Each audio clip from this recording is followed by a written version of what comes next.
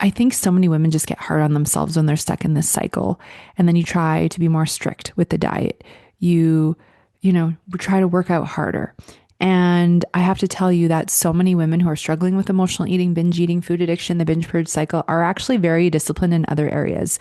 You're taking care of everyone else.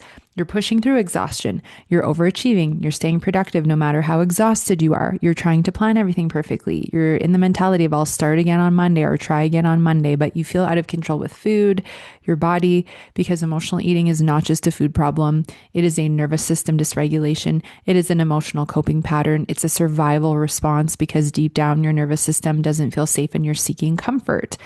So when you try to restrict over and over again, it keeps fueling binge and emotional eating. And we're going to touch on that first.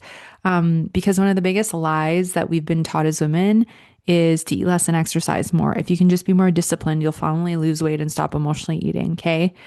But that's not usually what happens. And what usually happens, the more we restrict, the more you cut calories, the more you shut off your hunger signal.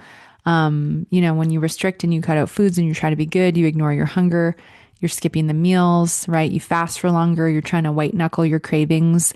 Eventually, the pendulum swings and you go into food rebellion and you eat all the things you weren't allowing yourself to have. You binge, you lose control, you emotionally eat. Your hunger surges, and all of a sudden, you're so hungry, just like, I just want to eat everything.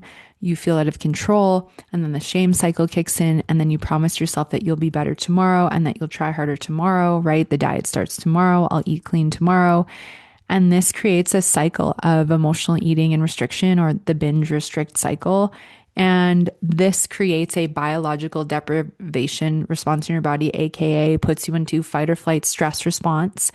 And then it starts to mess with your hormones, which I've talked a lot about in previous episodes. So go and listen to that.